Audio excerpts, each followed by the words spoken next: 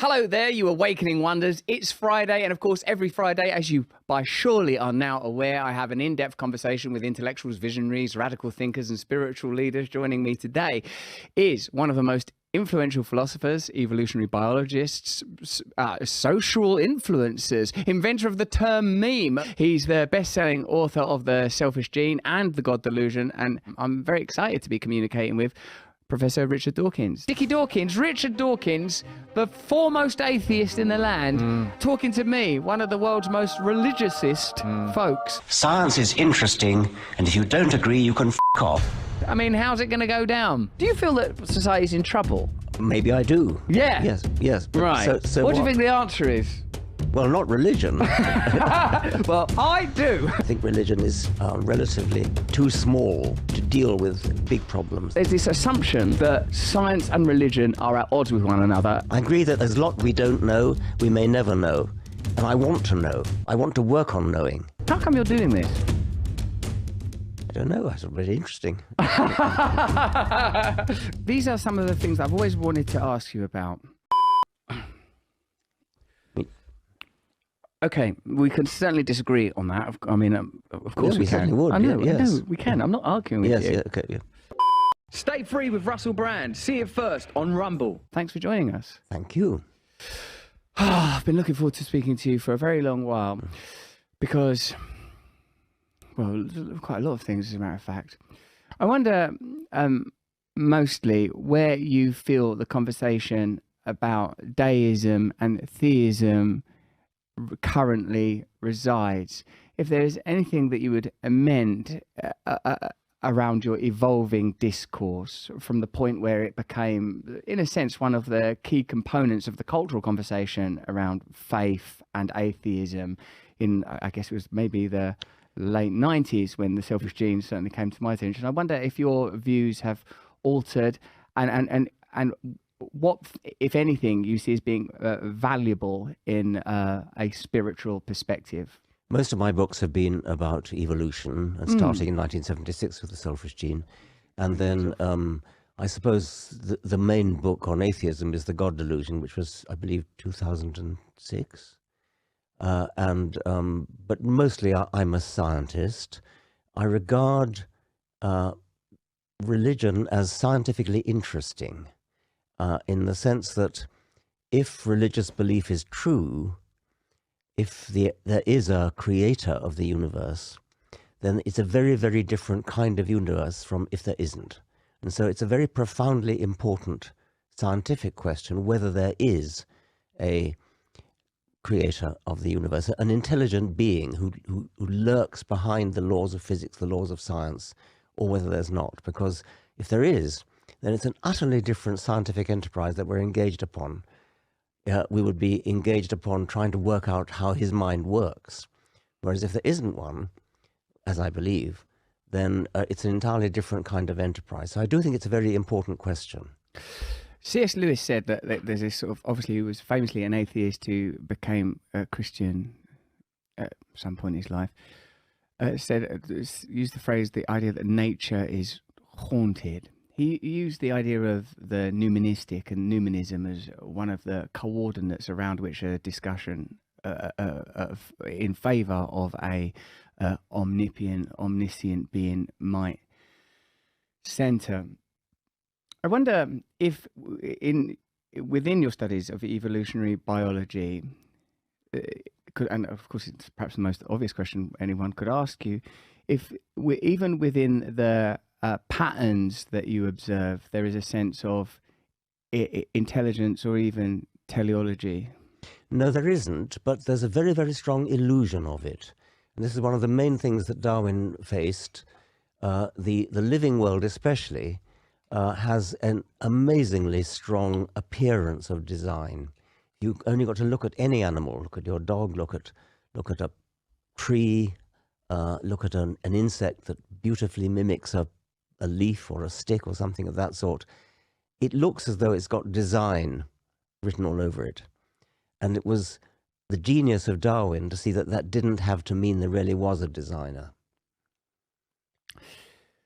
Although that, I don't know that Darwin explicitly said that there wasn't a designer, like the theory of natural selection prohibits the idea that there is an intelligence or a god or a creative force or a creative component behind the processes of evolution. And what do you think about Alfred Russel Wallace's contribution to those theories and how they aligned with some of his interests, for example, in sort of mysticism? Yes.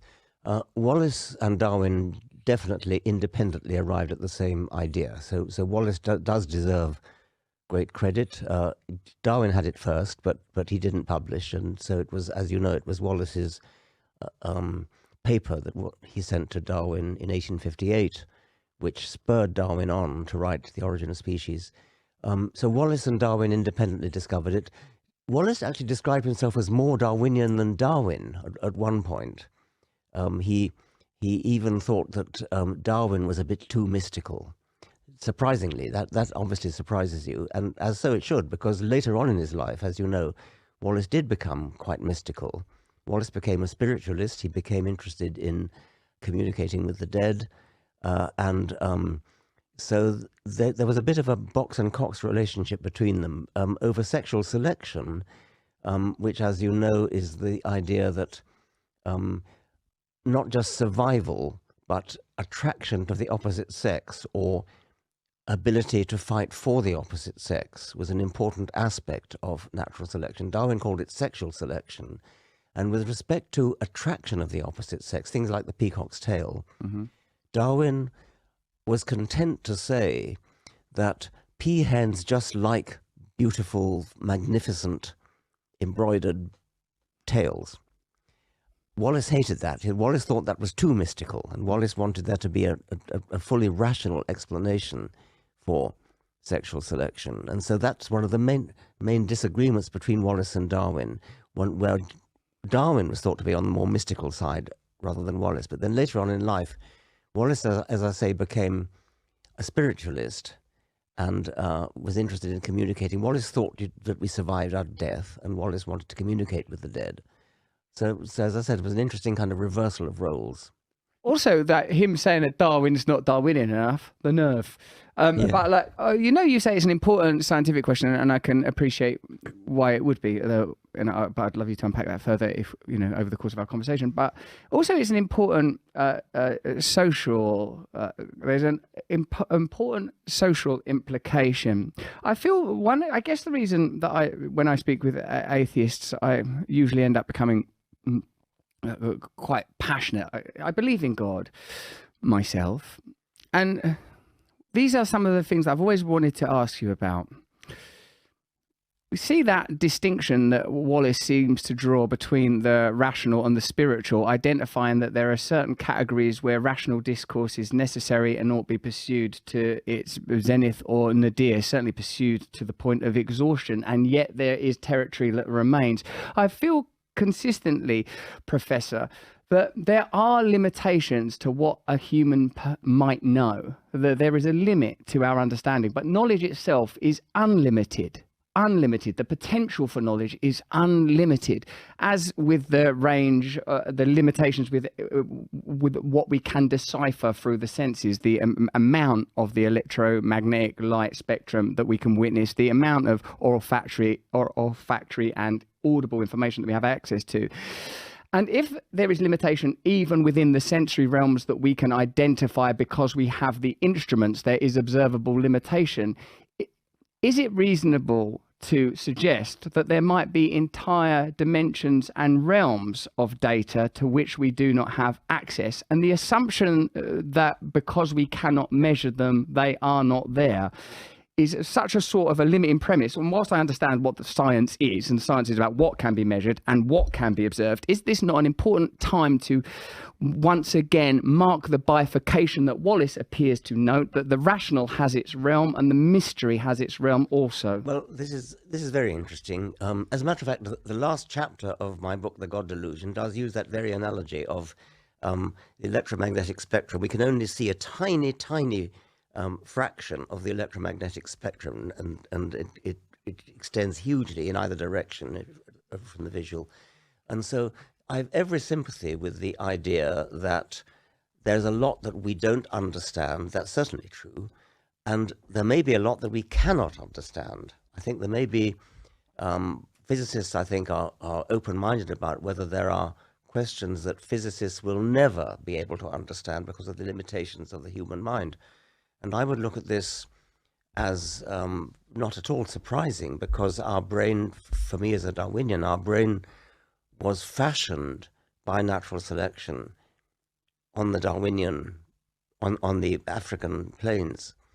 And it's a device to help us to survive and reproduce in Africa at that time. And in a way, the astonishing thing is that we have advanced so far beyond that. I mean, who could have foreseen Einstein? Who could have foreseen quantum theory? The fact that the human brain that was built to survive as a hunter-gatherer can actually do relativity, can actually do advanced physics, can actually do poetry, can do philosophy, can do mathematics. So already we've advanced far beyond what a utilitarian might think that we ought to. And the question is there a limit? Are there some important truths that the human brain can never master? Are there beings in the universe, extraterrestrial beings perhaps, who already understand things that we cannot understand? I love the science fiction book, The Black Cloud by Fred Hoyle. And the Black Cloud is a superhuman intelligence, and it approaches Earth and gets in touch with humans, and they ask him to teach them its advanced knowledge, and two of them volunteer to be taught the physics that this creature knows. In both cases, their brains just burn out. They die of an overheated brain, because the human brain is not capable of understanding. And this may well be the case. It may well be that there are profundities which we can never understand. On the other hand, maybe we can understand them, and I'm open-minded about it. I'd like to live another 500 years to see how far the human brain can advance in understanding these things. And as I say, I don't know. No, this is true, isn't it? With your reference to the black cloud, Yes. I felt the eerie and uncanny shadow of AI appear. Yes. This potential for limitless intelligence, if not consciousness itself. And as you say, the potential for advanced beings is, sort of impossible to rule out, but also, sort of difficult to prove. Although it's curious that there are the conversation around UFOs is radically altered. Literally in the last couple of years, we have someone on here, Jeremy Corbell, who's forever releasing sort of CIA and military files, observation of artifacts, and just over the weekend, non-human craft, and they seem to be sort of more credible than these reports have ever been before. When I spoke to the science entertainment speaker, Neil deGrasse Tyson, he used the, I'm sure, famous example of the 2% difference in DNA between us and chimps represents all architecture and art, and the litany of wonderments that you outlined. And to imagine a creature 2% more advanced of us suggests, I suppose, perhaps literally unimaginable realms. You referenced too, of course, quantum theory and Einstein. And on the precipice of each of these epochs, there was this hubristic assumption that we were at the summit of all human understanding. In fact, it appears when looking back at history that part of our condition has always been to imagine that the contemporary height of our knowledge and understanding represents the absolute height. Yes. When we get into quantum theory, and you strike me as a man who might be somewhat irked by the mystification and woo-wooification of quantum theory, so I'm not going to agitate you through any of that, but it does appear that sort of that in that sub-particular realm, Newtonian and indeed Einsteinian physics appear to sort of fall away at the fundament, as it were. And I want to again turn our attention to something that you alluded to, that it's an important scientific question. If there is a God, an intelligent creator behind the universe, haunting nature, as C.S. Lewis says, this is a very different proposition than if it's a sort of a random, sort of a set of random events, or selective events, actually, the opposite of random. But from a social and cultural perspective, the presence of theism, and I know that this is something that you've spoken about in depth, like that you've outlined incredibly articulately, of course, the damage that can be done and has been done by religion, the ridiculousness of saying this baby is a Christian, or it kind of made me laugh at that. Like, let's say it's a Tottenham fan or something of a baby, and all of this I appreciate. But now that we live in a somewhat, I want to say, simultaneously nihilistic, peculiarly puritanical, oddly free of redemption and salvation, a sort of a materialistic, hollow, listless, joyless society, I wonder if this extraction of the mystery isn't a little costly. I don't feel that human beings, in order to flourish, thrive, and communicate lovingly, require a retrospective tumbling into idiocy and superstition. But the humility that comes along with the acceptance that is found at our current frontiers, i.e. the famous hard problem of consciousness, the potential, therefore, that consciousness precedes matter, the odd combination, as observed by Huxley, that exists between the acknowledgement of the nuministic, no, this is actually C.S. Lewis, the acknowledgement of the nuministic and a credo and set of morals and traditions that are somehow connected to this nuministic experience, i.e. there is an awesome creature on the, or not creature, a creator, at the end of the tendrils of the uncanny, and that somehow this bestows upon us a set of duties and obligations, that there are aspects of spiritual life that are aligned to morality that are valuable. And I wonder what you think of the terrains, the sort of psychic terrains that are found through psychedelic experience, through shamanic experience, through the utilization of non-sensory stimulation, which by its nature is difficult to corral into data sets and to lean into empiricism. I wonder if you feel, as I do, that there is a cargo there that we are feeling the lack of in our current decline. You covered a whole lot